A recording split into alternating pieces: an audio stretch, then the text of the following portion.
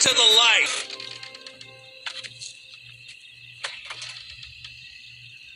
Pissing our pants yet?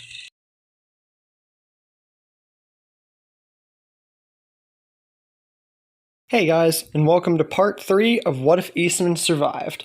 Now, in the last part, we discussed Morgan and Eastman and their encounters with the wolves being pretty much the same, except with the difference of Eastman providing a bigger upper hand into the wolves encountering Morgan for the first time at the campsite where Morgan was, and the entrance into Alexandria, and Rick being more mentioned whenever they saved Daryl and Aaron.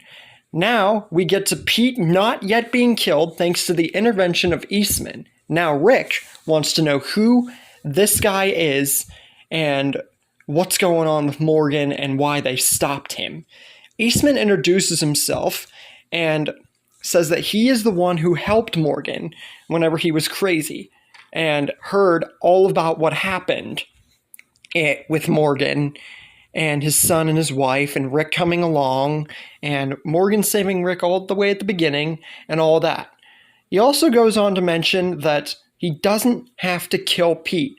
All life is precious, and pretty much delivers that monologue and everything. This would be a good few-minute speech with Eastman and Rick. Pete then gets up, because Abraham dropped his guard, because remember, he had him on the ground. Pete then gets up with a smug look, saying that they all made a big mistake not killing him, and that's going to come to bite them all right now. But Abraham then regains his composure and then apprehends Pete, and with orders from Rick and Eastman, because apparently Eastman would be able to, give some authority at the moment, considering what's happened, and Rick being like, kind of with it because he helped Morgan, or so he says. They take him to the prison cell until they can rightfully figure out what to do with him. But before we get into how that's going to be solved, Deanna then questions Eastman on who he really is, because she's still reeling over the death of Reg and everything, because we know how broken she was. And why Pete is all of a sudden spared after she told Rick to kill him for the death of Reg. Eastman then says he knows nothing about what went on here because he's just been on his own since before Morgan, showed up at his door. But he does know one thing. All life is precious. He could have killed Morgan whenever he came along, but he didn't. And then he explains the whole travail of his own past and his first ever kill with the man who killed his family, and pretty much the whole monologue he gave Morgan. And he's always believed and taught himself Aikido, and that all life should be respected and just acknowledged. And Morgan even goes on to a little monologue himself, saying that if it weren't for Eastman, he would probably either be one of two things: crazy or dead, because Rick should know more than anyone how that's affected him, especially considering he tried to kill him.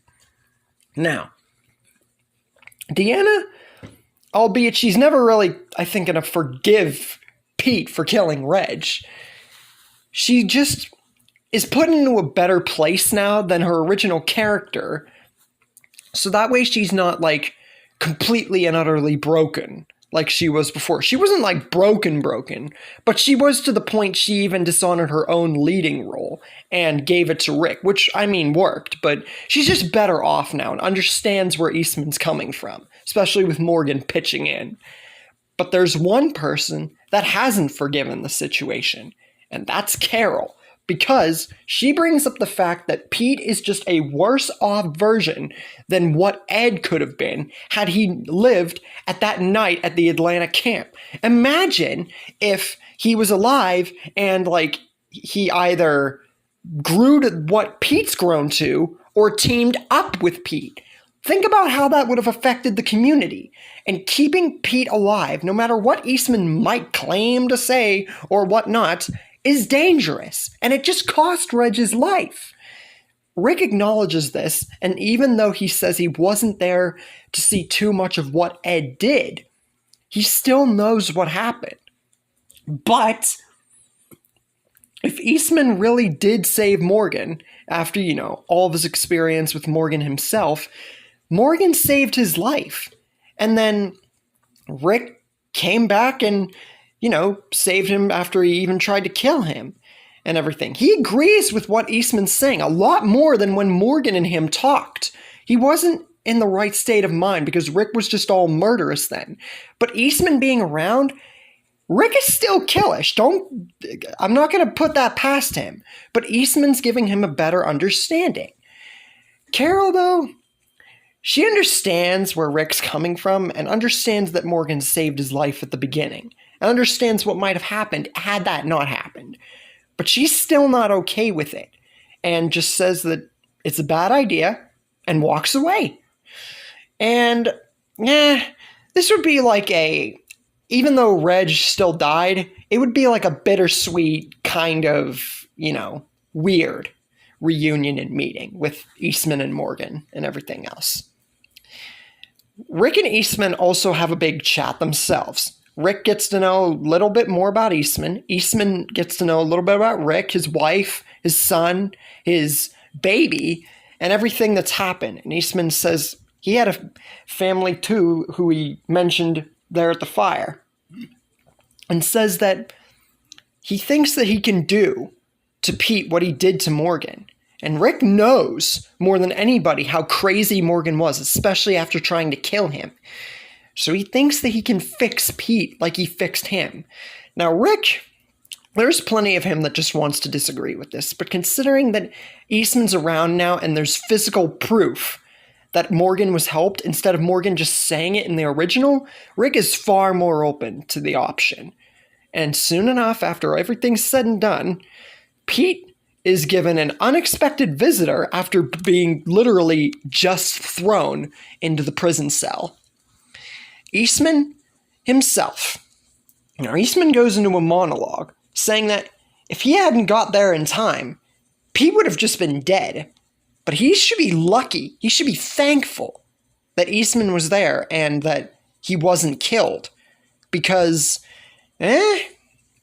honestly, considering what he's heard, he's no angel. But he believes that he can fix him.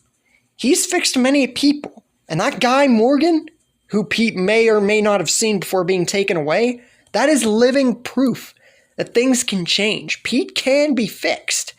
And he thinks that this place definitely needs someone like Pete around, like in the medical expertise, because Eastman would have heard about what Pete did besides, hitting his wife and killing Reg and everything else out of his medical experience. But Pete just shrugs this off with another smug, smiley look and says that he doesn't care about Morgan or Eastman.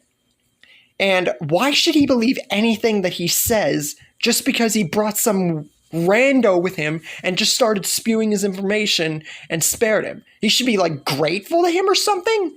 He stopped from killing Rick, the guy who basically just turned everybody against him. And this would be Pete's words, not mine. Eastman then goes on to say that he knows nothing of what went on here, but he's trying to help out and keep Pete alive. He should be thankful for that. He shouldn't want to keep being all evil and hurtful to everybody else in the community. They don't need that. But Pete, he ain't buying a word of what Eastman's selling and tells Eastman that all he cares about is getting out of this cell, and his original prize was killing Rick and getting back his place into what he was doing before all this happened, and now he has another prize, killing the guy who he thinks owes him something, and goes to attack. But that doesn't last very good because Eastman, within just 2 short seconds, knocks Pete to the ground because this ain't his first rodeo, especially not even just with Morgan, but the wolves and, just in general, his combat expertise, and tells Pete that he isn't the first guy that he's had to deal with being all crazy and everything. Once again says Morgan ain't the only one either, and that he gave him a specific choice. He will take as long as he needs to prove to Pete that, one, he deserves to be alive, and 2, he should be given some kind of gratitude for keeping him alive in the first place, because there are far more worse things that could have been done to him. And with that, we get into season 6. Now, with Pete being alive and not joining the wolves this time around, how will that go? Will he actually turn to the side of what Eastman's trying to bring him like Morgan did? Do you think more might follow in the path of Eastman in the future and impact the story greater? And with Rick having a kind of softer personality, not really, and Carol being completely against Pete, how will the impact of the wolves and further on to the story commence? That's where we're leaving things for the moment. Hope you guys like this part and the fact that Pete lives, Rick is a bit softer, and Eastman is starting to have slowly but surely a bigger impact on the group. Now, Deanna might have not forgiven, but accepted Eastman, but Carol hasn't. And Pete sure as crap ain't going to be given anytime soon. But what will the rest of the story offer?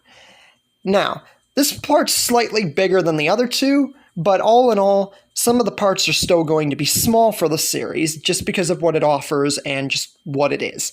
But I hope you guys enjoyed nonetheless. Like and subscribe, comment, and I'll see you guys next time.